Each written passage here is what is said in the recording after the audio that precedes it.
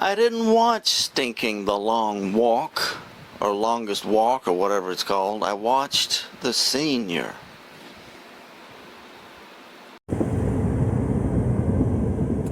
Hey folks, it's David back again with another video. Hope you're all doing well. Let me turn this air off so it won't sound so bad. Today is Sunday, I can't remember. I'll put the date in later. Anyways, I thought about catching a flick today, and after worship services let out, just to kind of make myself think that I actually can just go out and enjoy myself for a little while. Anyway, yeah, so I thought let me go catch a flick. So I was looking at what movies are out now, and I knew it wasn't too much that I would want to see. But I was looking at The Long Walk again, and I thought, you know what, can I watch that? I could tell from the trailer that it's going to be kind of rough. But something else I could tell from the trailer of that movie, the trailer for The Long Walk, was it made me think, you know what, I'm just going to have bad vibes coming out of that movie.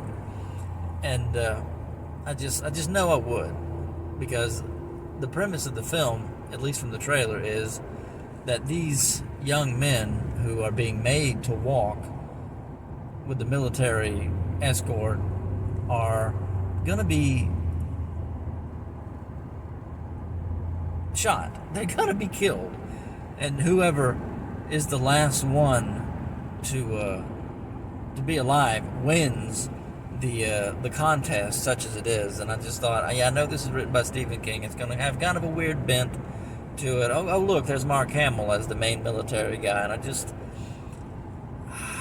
I wrestled with the decision of, like, and I shouldn't have to. It's like, how many times have I gone to see movies where I'm like, I knew going into it this was probably going to be some junk.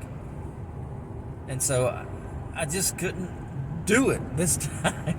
I couldn't do it.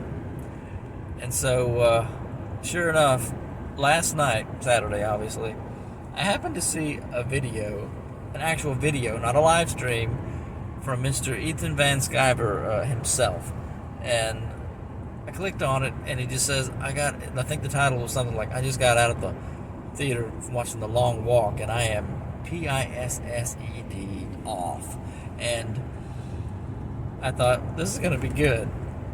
I was just thinking, I was thinking about whether or not I'm going to watch this movie when I happened to come upon this video. So I watched it, and needless to say, Mr. EVS was not happy with this movie.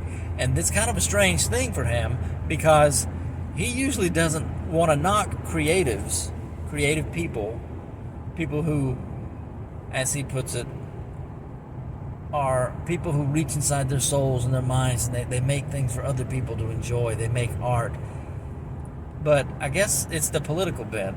He mentioned how he knows Stephen King is a bit of a TDS derangement sufferer, as is Mark Hamill these days. Horrible cases of TDS. And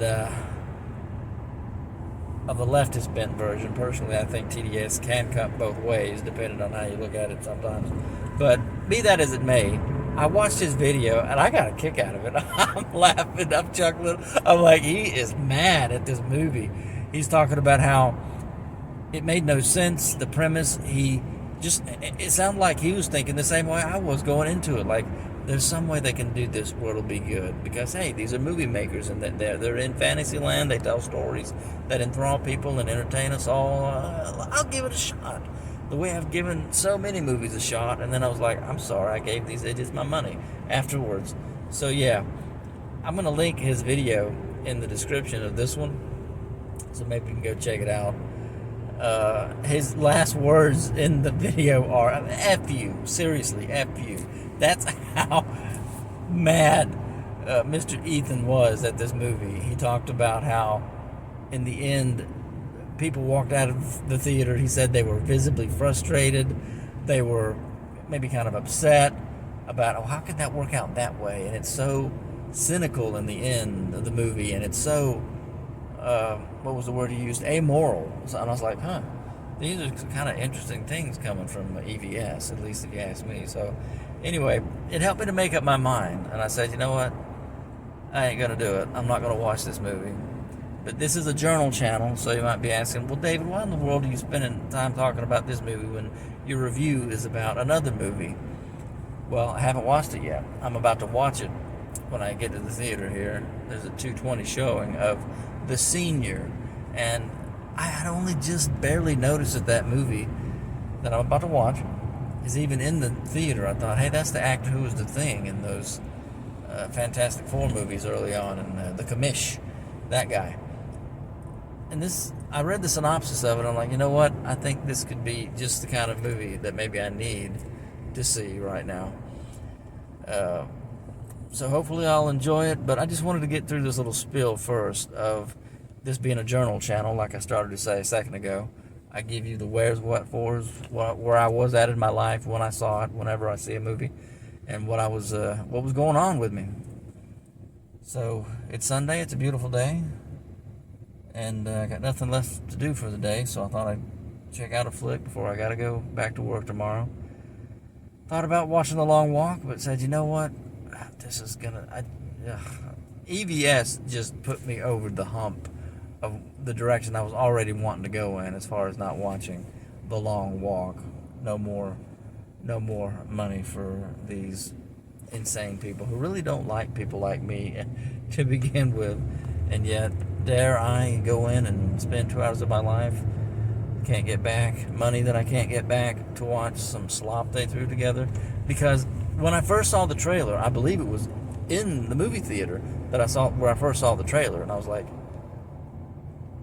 Stephen King's name, I think, was mentioned, and I was just thinking, you know what, this is the kind of movie that would have been left, just better off being left just as a book, as a written story from a prolific author, Stephen King, even though it was written under his, what was it, is it Richard Bachman or Boschman, something like that, his other pen name that he uses for a couple of books way back when, or maybe many, I don't know.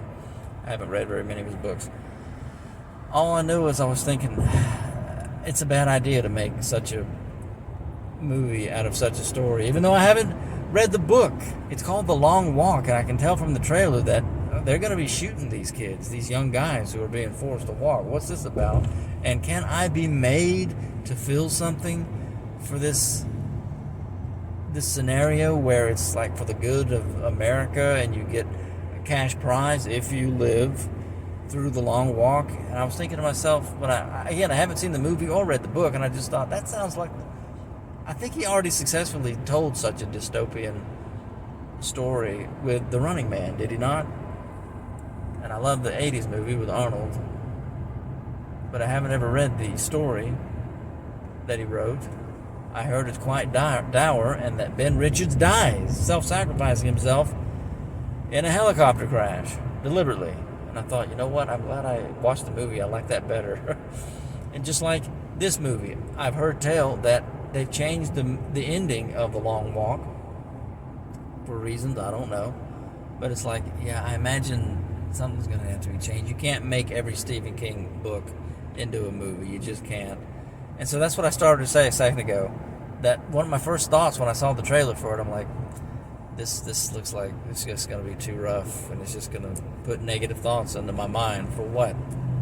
A piece of art that doesn't even fully even make sense to me? I said, this would be better off just being left as a book. There are people making videos now, having seen the movie, and are titling it that. This should have just been left as a book. So anyways, I'm sure it's critically acclaimed and all, but yeah, I'm going to be skipping it and watching something that I know is going to put me, even though I haven't seen it. You got to be selective with your movies, what can I say? I know I'm going to be in a bad mood or kind of dour if I watch that other movie, but now if I go in and watch The Senior from Angel Studios, I'll know I'll at least be in a good movie, I'll be in a good movie.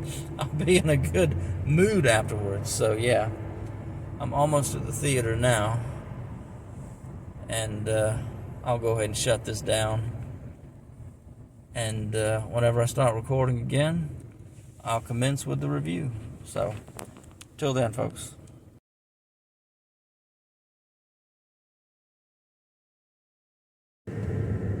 All right, and I'm back, and I'm out of the movie theater. Already saw the film. Here, that'll be for the thumbnail. And now I can't see if I can see the AMC or not. Anyways, I'm gonna be heading on out, heading home. And yes, I've got the air on because it is nice and toasty here on this Sunday afternoon. Okay, The Senior. Actually, I'm going to wait till I get home like I usually do and make a nice audio recording of this deal. And just have a ball tonight.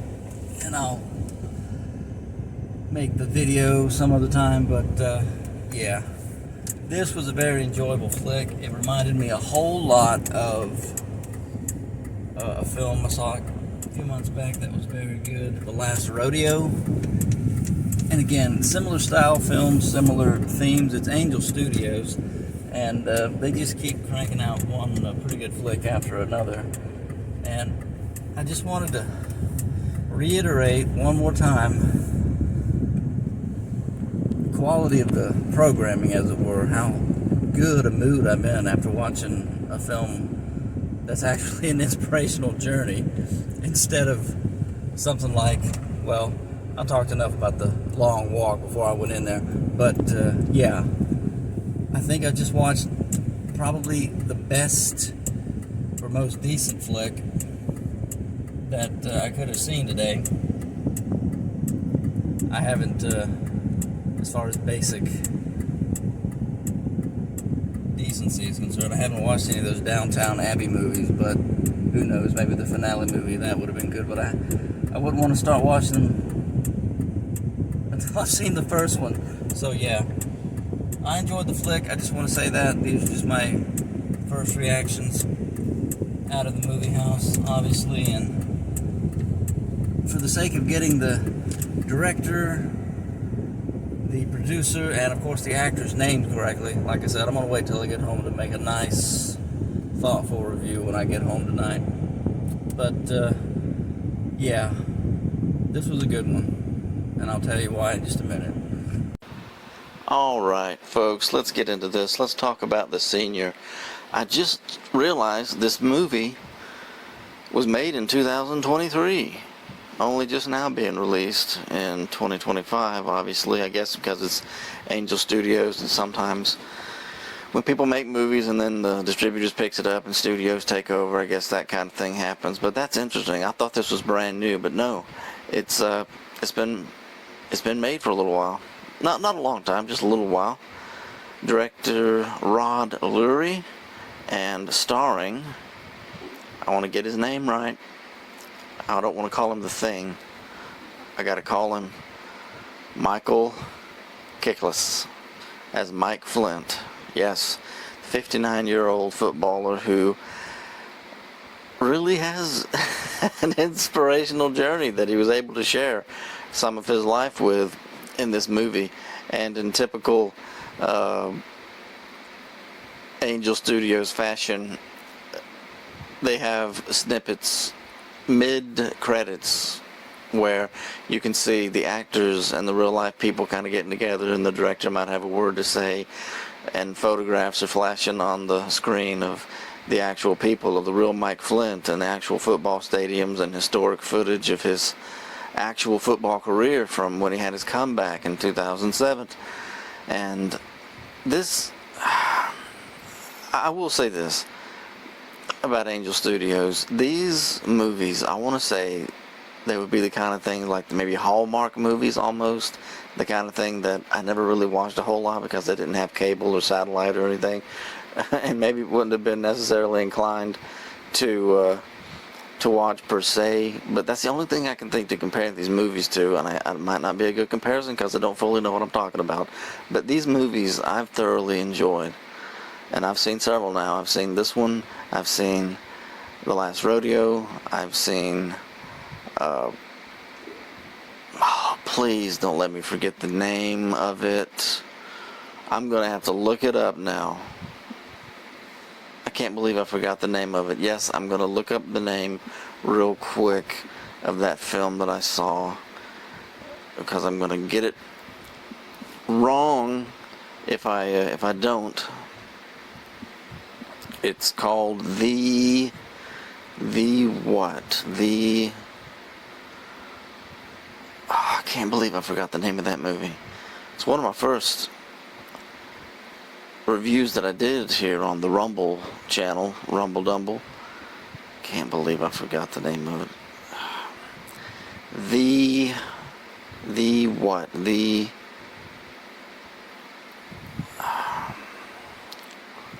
Man, this is irritating. The Forge.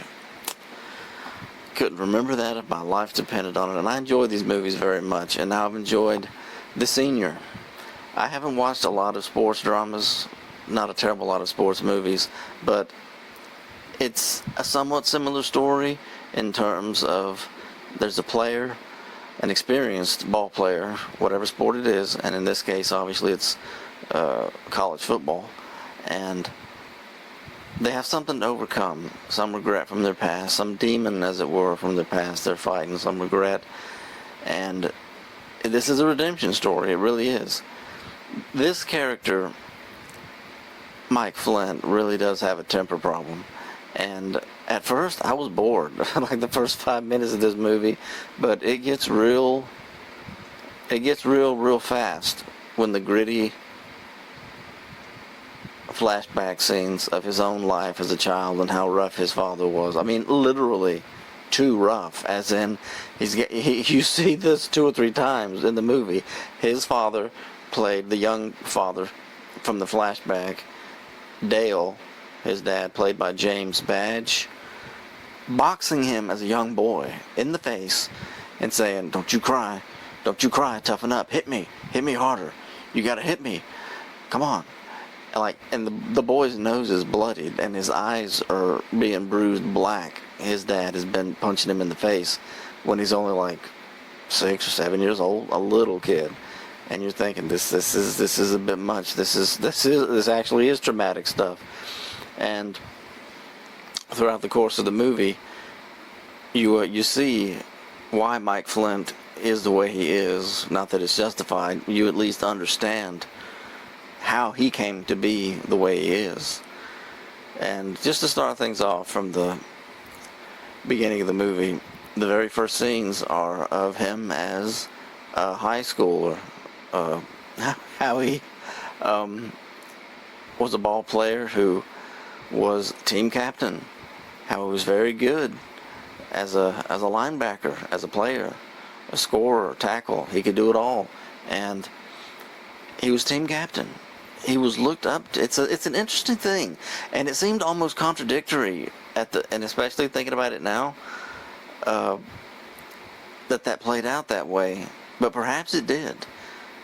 Perhaps he was beloved, but also a hothead. The thing is, I'm thinking of another movie. This happens to be something I can compare this to.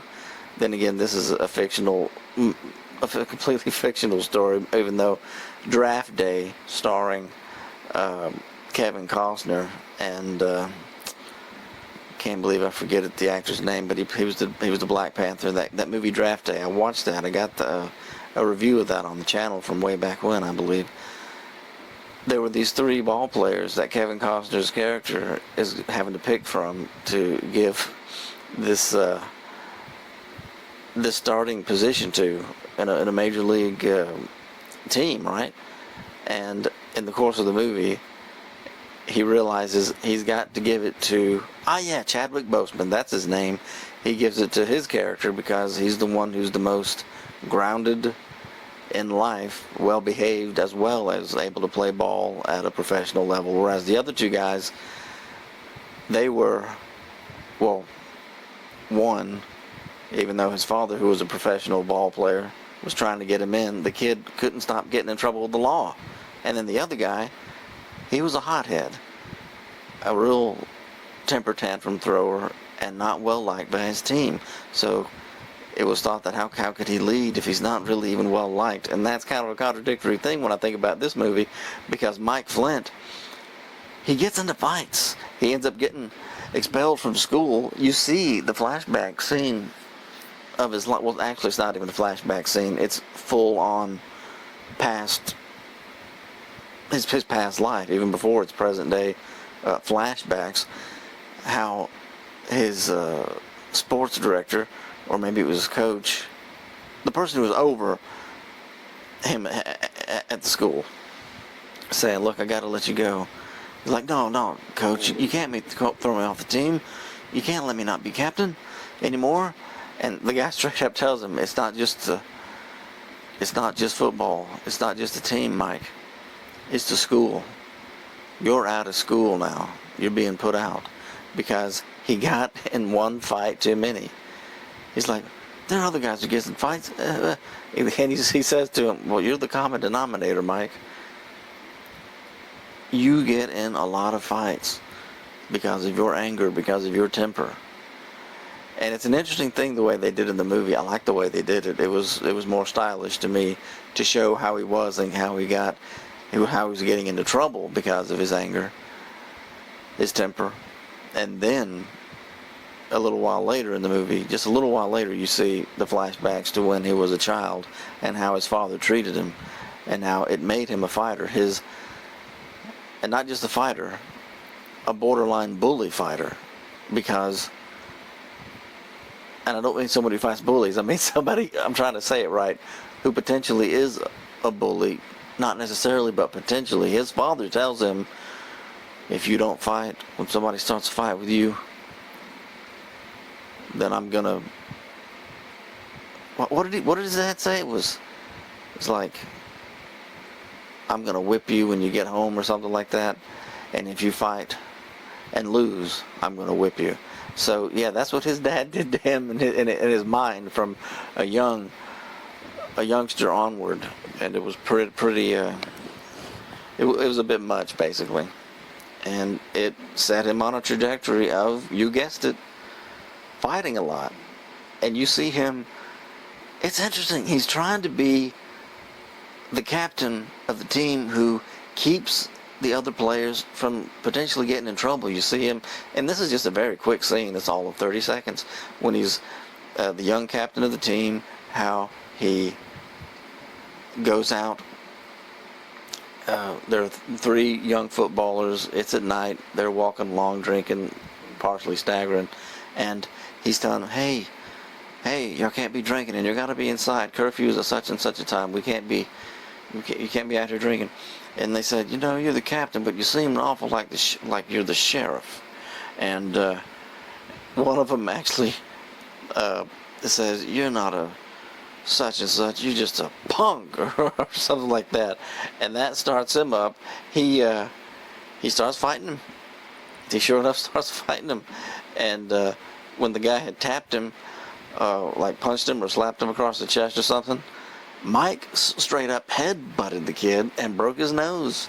And then the next scene, after an adult comes along and breaks it up, because they were about to have a full-on brawl, the drunk kid, and Mike. The next scene that you see is him being put out of school.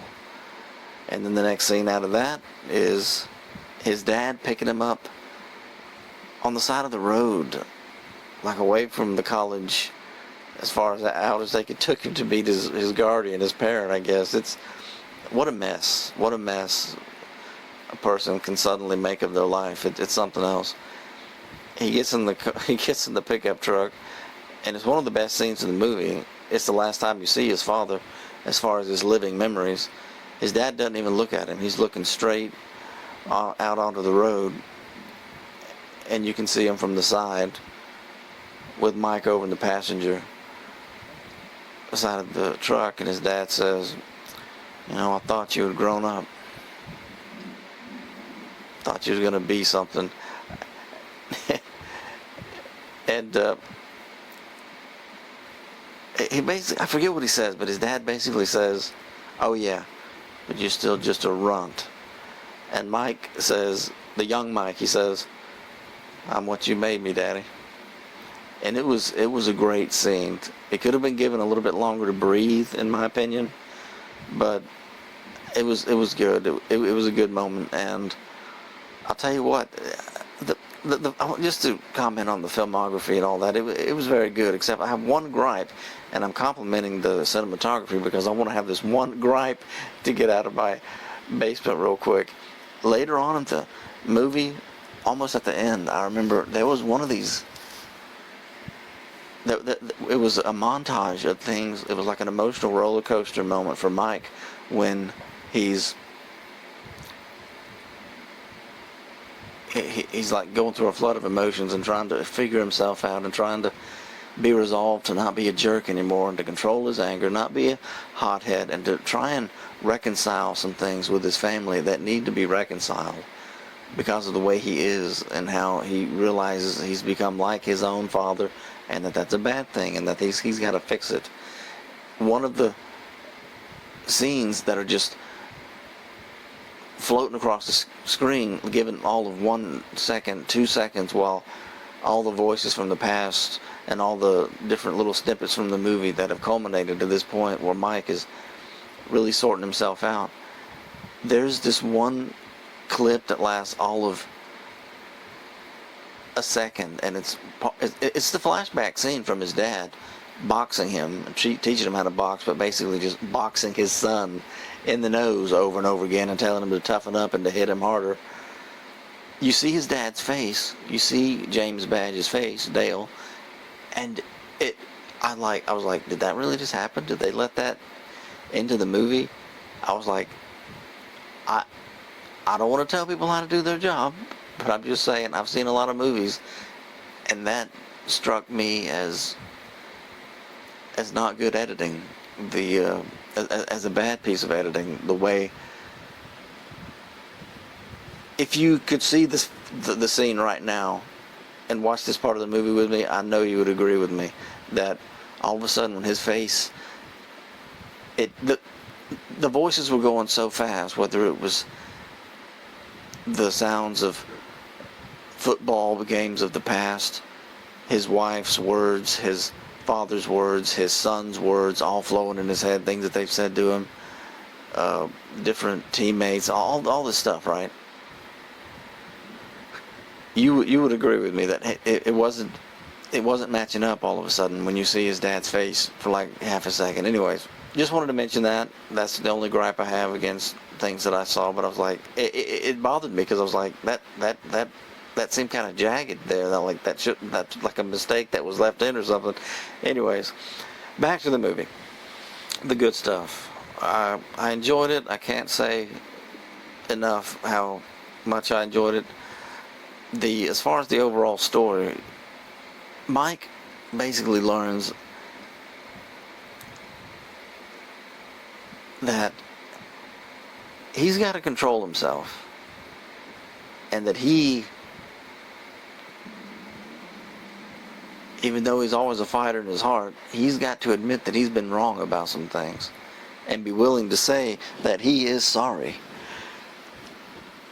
I can kind of forgive this scene with his wife, Mary Stuart Masterson, who plays Eileen Flint.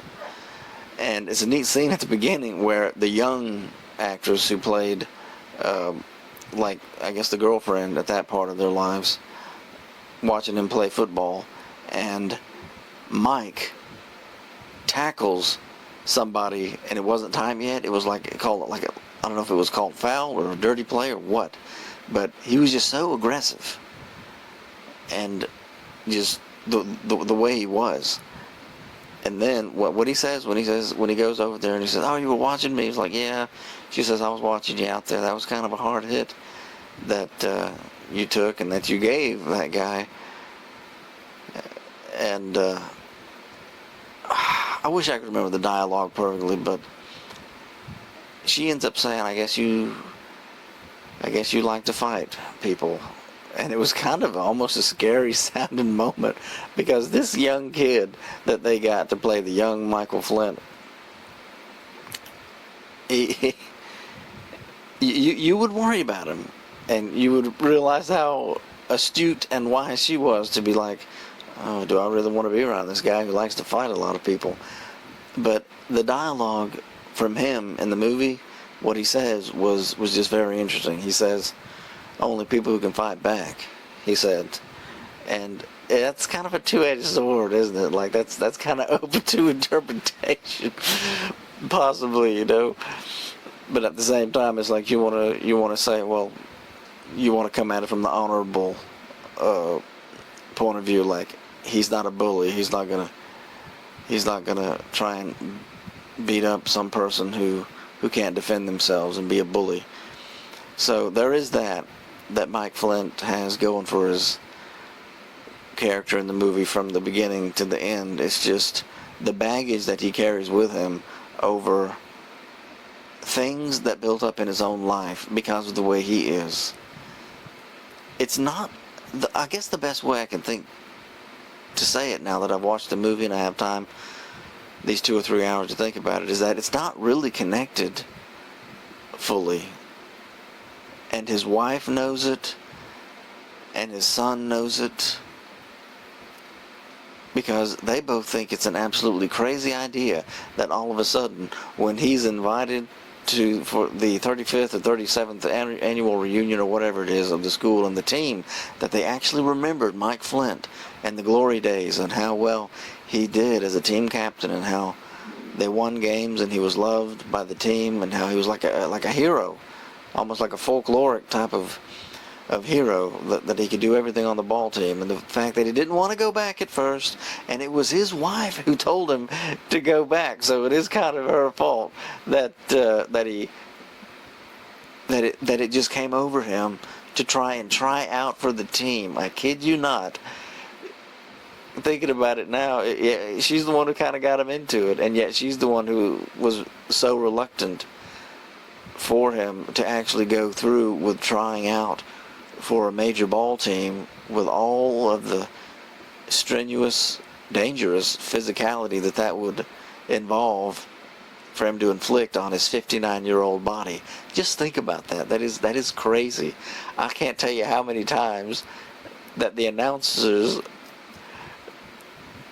said 59-year-old Mike Flint in the course of this movie, and it wasn't meant to be a funny each time, although at the very end of the movie, when he's taking the field and the excitement is up, they say that again, and Mike Flint takes the field possibly for the last game of his life. I was thinking to myself, what do they think this poor guy's going to croak? They think he's going to die?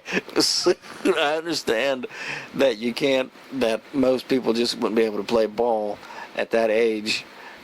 But at the same time, the way they said it, the announcers, the way they said it, they didn't even mean for it to sound funny. But one time, I was like, the way they said it, I was like, it came off as funny to me. And so yeah, he goes to the school. He meets up with.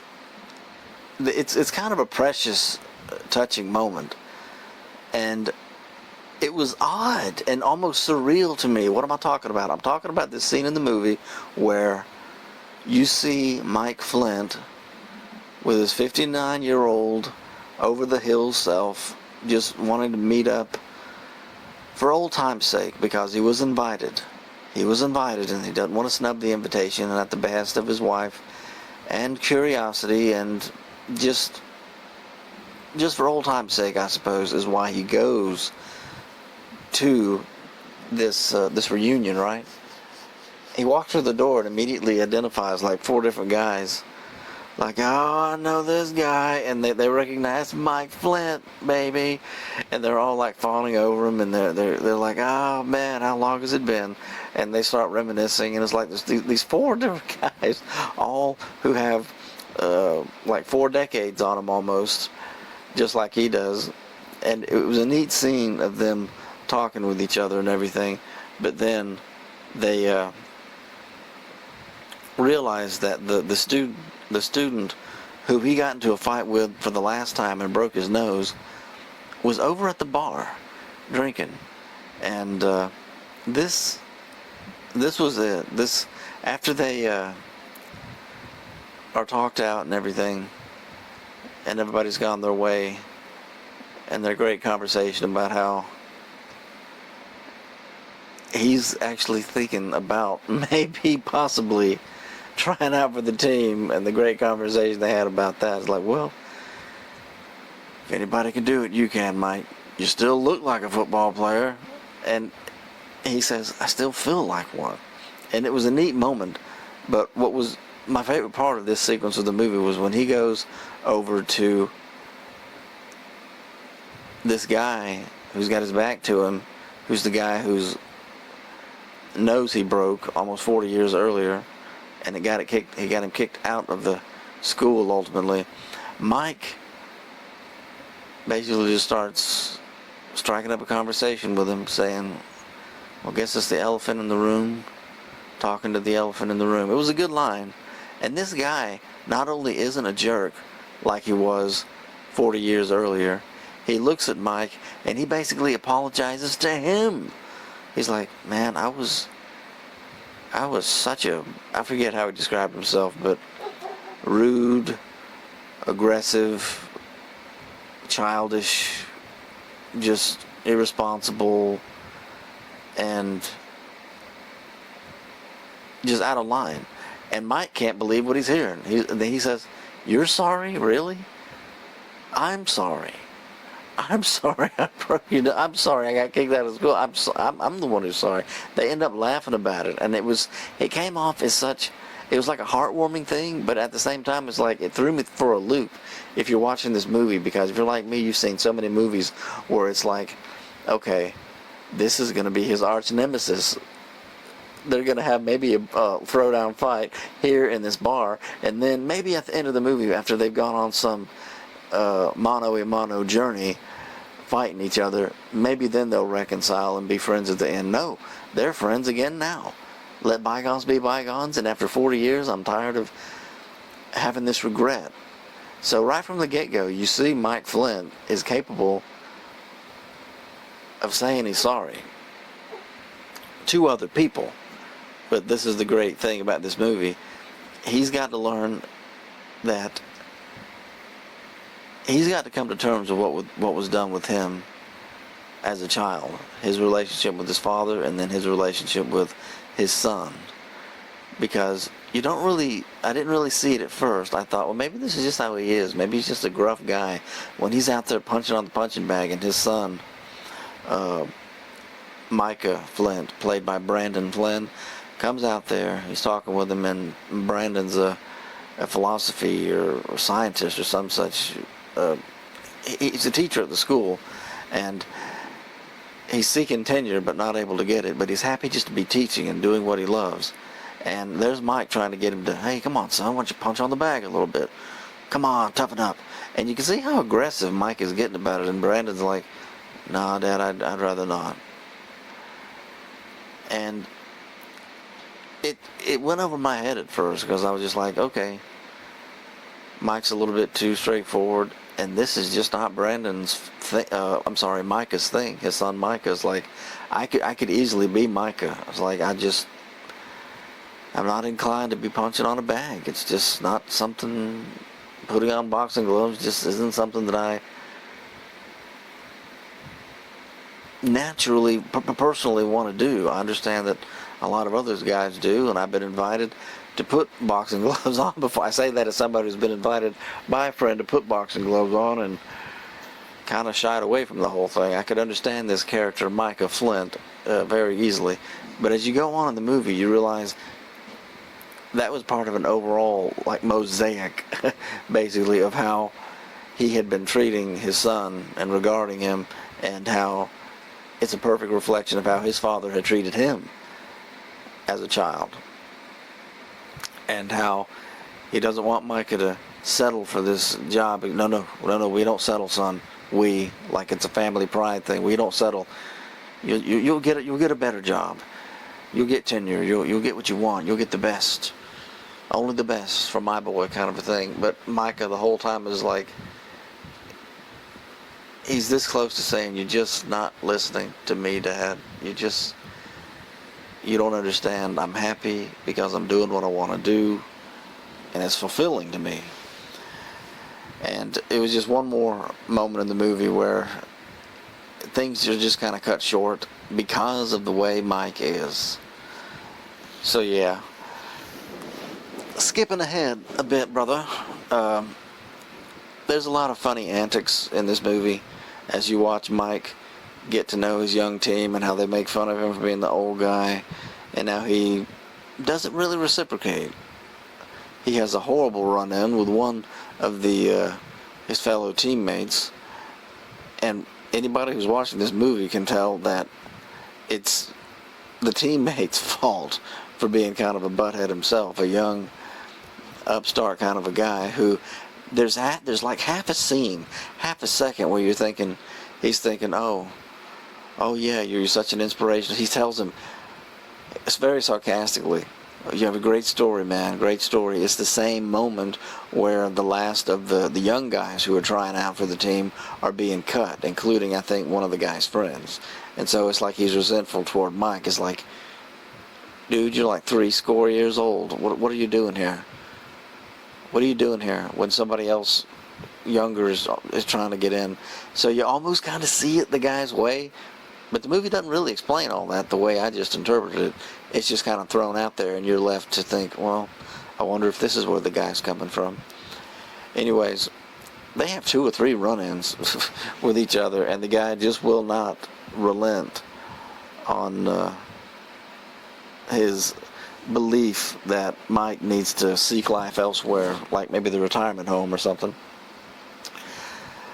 And Mike's relationship with Jamal Johnson, played by Terrell Hill, and Jeremy Cartwright, played by Corey Knight.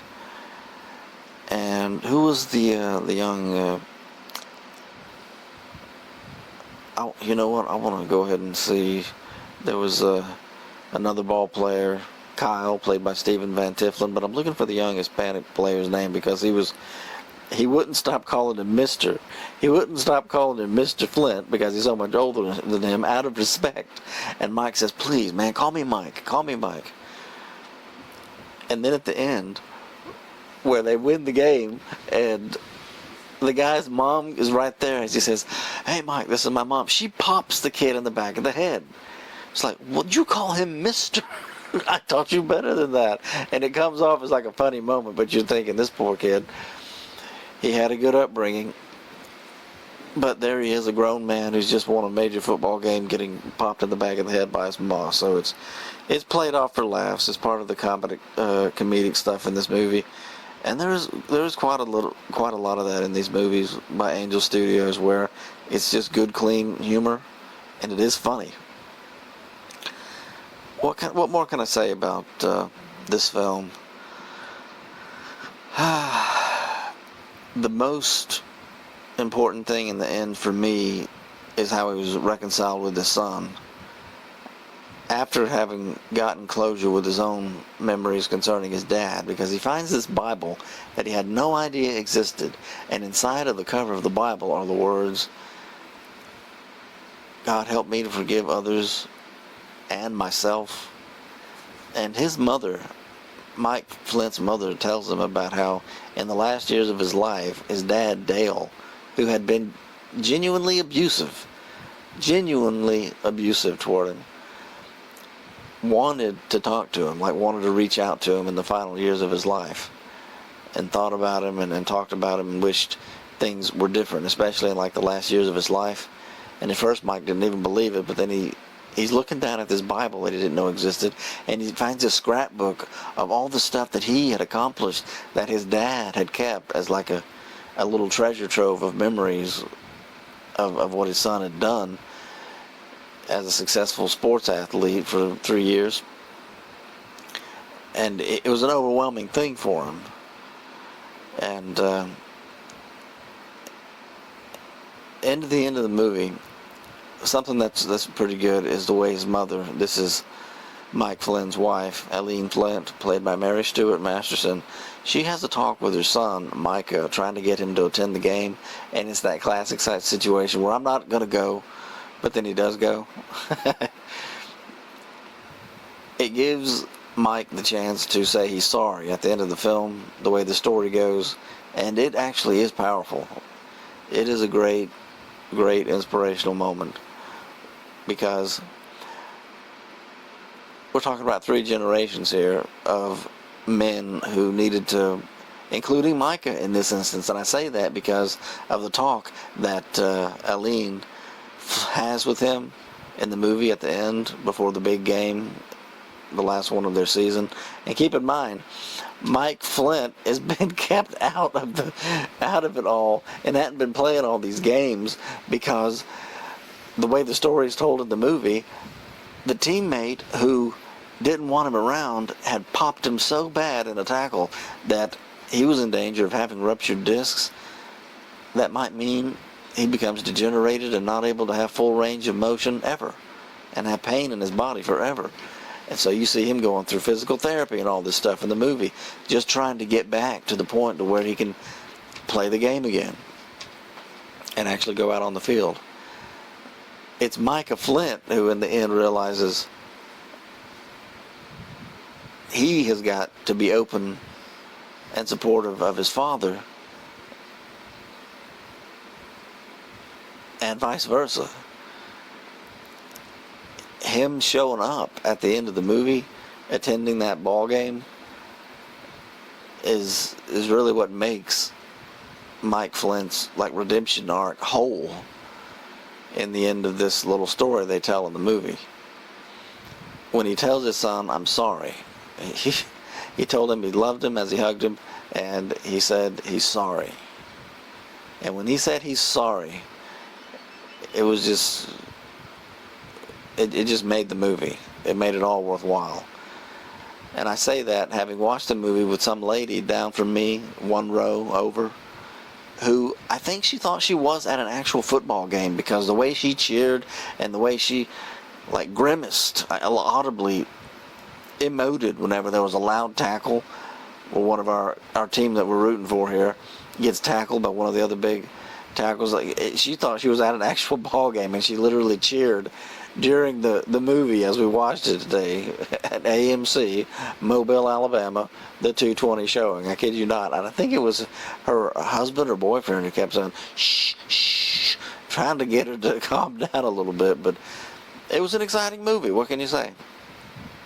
And yeah, it was just a very, very worthy watch. I'm glad I went, and I'm glad I didn't go see The Long Walk. And one more honorable mention here. Rob Cordy plays Sam Weston. He's the coach. And when you see the little comparison stuff as they're playing actual real-life footage from these people's lives at the end of the film, you see what this coach was actually like. And then you realize what a good job this actor did of portraying him. I kid you not. His mannerism is well, you'd have to see it to really appreciate it. But his mannerism compared to the real life coach was spot on in this movie. And it was part of the comic relief that kept coming back again and again and again. From the first time Mike goes into his office saying, "Coach, I want to try out." Oh, we don't have any coaching positions or anything. He's like, no, I want to play. And the coach's facial expression every time Mike would say that, and just like, "Are you serious? Is there some hidden camera around here or something?" And it was just part of the funny moments of the movie. But Mike tries out, and you see this guy who's a little bit on in years now, Michael Chiklis, getting after it. You see him build himself up. You see him struggling. You see him growing stronger, doing it better, tackling, pushing, shoving, running, catching. You see him, the physical. They accomplished that in this movie. You get to see an actor get that physical in preparation for something as he's struggling to get to where he needs to be. So, not sure what else I can say about the film other than I enjoyed it. I could go on and on the way I do, but I guess I need to just shut up and let it go, David. Just let it go. People want to watch the movie. They don't want to hear you say every single thing. But what I'm here to do, folks, is tell you how much I enjoy these movies that I choose to watch. And as I look over you know what? Let me hit cast and see if anything comes to mind more that I can say. Full cast and crew. I'm looking at IMDb.com.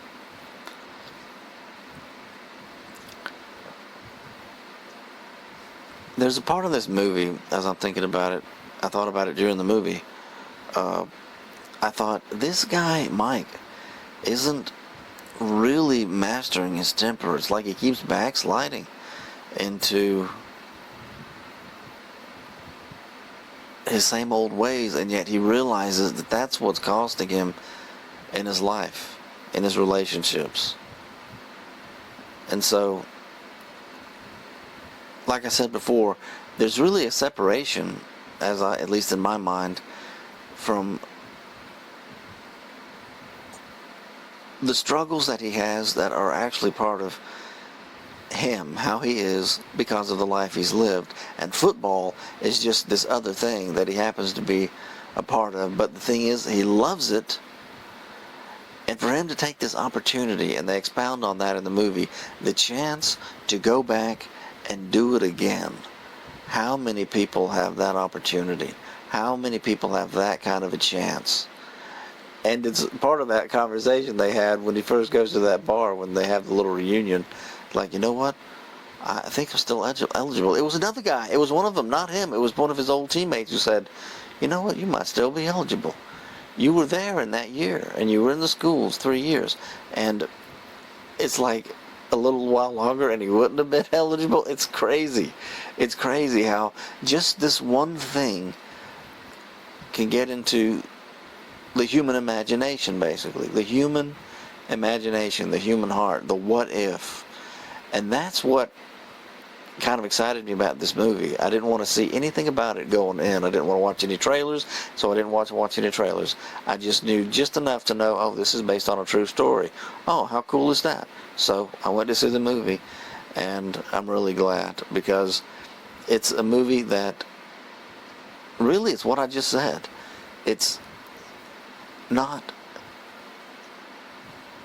just a football drama, a sports drama film. It's a movie about whatever your vocation or your interest or your love is, that your regrets in life somehow pinpoint this one point in time in your life, and the idea that you can go back and do it again, that's crazy good. And they just made a good movie expressing that thought, and it's a good thought. Seems like there was one more thing I was going to say as I looked over the cast. Terrell Hill plays Jamal Johnson. Jamal Johnson tragically gets injured. It's like he has such a bad foot injury or leg injury during the course of training, or it was an actual game, that he has to be benched. He won't be playing for the rest of the game, right? The rest of the season. And Mike Flint goes in there and tells him some pretty heartfelt and inspirational things, sitting by his bed, expressing how much he cares about him, and that he lets him know that if he wants it, he's going to be back one day. He's like, man, how do you know? How can you say that? And he's like, look at me. It's like, I'm a 59-year-old. I drug my bones in here. And he's just telling him, because the young actor's doing a good job. You see tears flowing as he says, I'm the first person in my family to go to college. I was supposed to do this. I was supposed to do that. Now I'm broken. I'm not going to be able to do anything. And then Mike tells him something that he needs to hear to help him to start rebuilding himself and be hopeful about the future. And start thinking about the day when he's not going to have a broken leg, where he's going to be up and at 'em and able to do all kinds of things again. And that was one of the good things that Mike Flint tells his teammates. One of the first things after they first come around to accepting him, look like, oh, this guy's for real. He's 59 years old, but here he is trying out with us.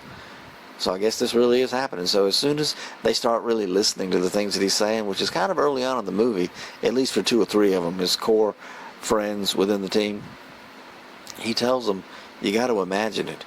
You got to imagine it. He tells them about how he would daydream and fantasize about how the plays he was going to make before a ball game. This was 40 years earlier when he was actually playing. How he would imagine how he would tackle people, how he would run the ball and make scores, touchdown, and how he was going to win. He said by the time game day says, by the time he says by the time the game had come and gone, he had already won the game 12 times over in his mind. And I just thought, that is really something. That is pretty cool. And the last thing I'll say, the really neat thing, the coach is such a funny character in this movie, because I couldn't believe it almost. I'm like, did this really happen in real life? Did this really happen? Really? They're getting clobbered in the last game, which is really the first full game that you see Mike Flint,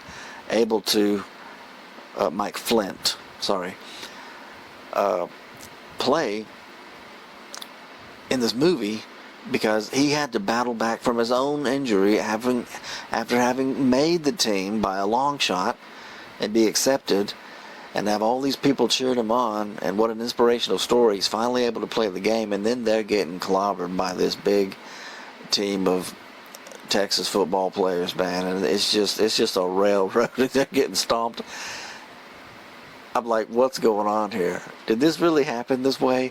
They get down there, and the coach, before they go down there, he says to Mike, "Oh, I'm setting it up wrong." Before this even happens, at an earlier time, Mike Flint, when he was injured, he just wanted to travel with the team, and he wasn't allowed to at that point because he was in such a disqualified status of recuperation and physical therapy. He wasn't even allowed to travel with him. He asked the coach, "Can I get on the bus with him, Coach? Do you think I could just say a few words to them, you know?" And I wish they had said what I just know the character must have been thinking at that point. It's like, it's all I have to offer at this point. Can I just do what I believe I can do? You know, I got a lot of years on me. Maybe I can say something to these young men that can help them be inspired to give it their all. And the coach cuts him off, and he says, "No, let's not confuse the boys, Mike."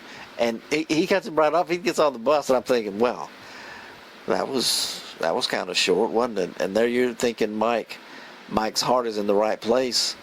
And the coach won't even let him talk to the guys, talk to the team, give him a little pep talk, you know.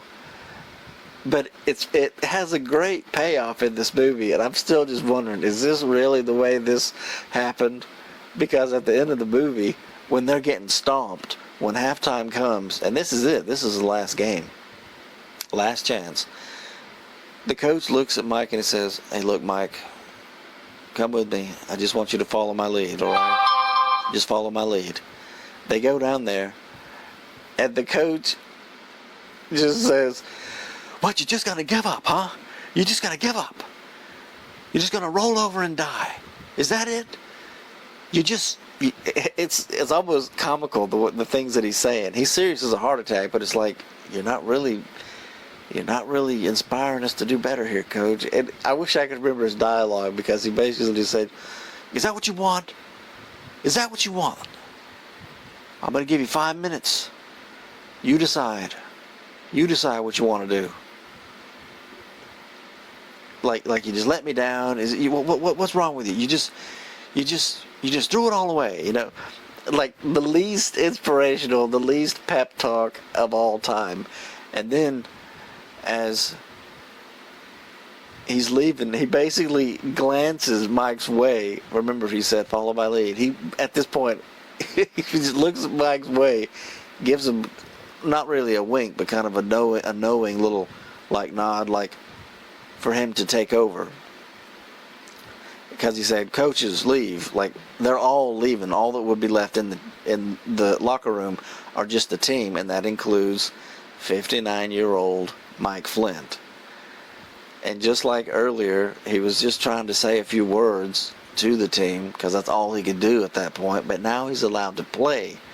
Now he's part of the team. I thought, is this really the way this went down? That the coach said the least he could say, and like, you guys are a bunch of screw-ups, and you're just going to roll over and die. You're going to let this team pummel you, and we're going to lose, and you let me down, and I'm going to give you 5 minutes. I think that's what he said. You figure it out. You figure out what you want to do. he has everybody leave because he looks over at Mike because it's like, okay, Mike is going to take over now. Mike is going to say some things that are going to change, are going to turn these frowns upside down. And he does give such a speech to rally these young ball players that I was impressed. I know the locker room talk and these sports drama things are good, and obviously they can't all be exactly the same, otherwise what's the point? But it's the part of the movie that you got to watch. I'm not even going to try and say what he said because you just got to watch the movie yourself. And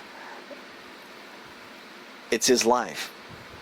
He basically spells out his own life and how thankful he is to be there with them as a team.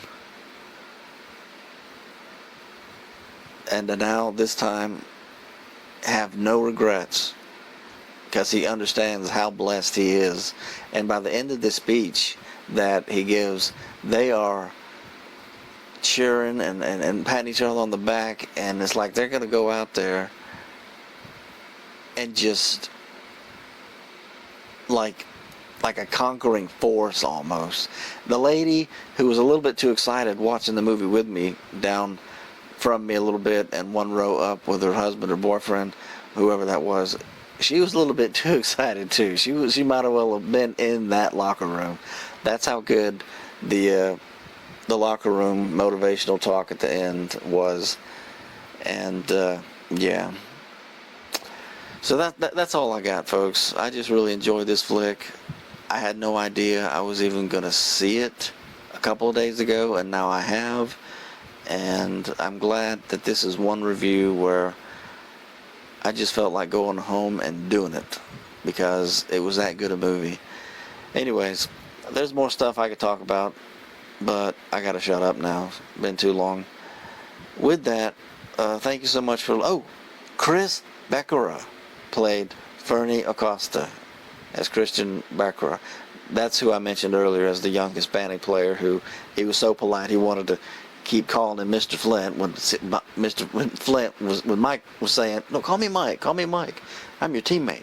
And then his mom bopped him on the head at the end of the movie. You call him Mr. Flint, I raised you better. Anyway, that alone makes it a great movie.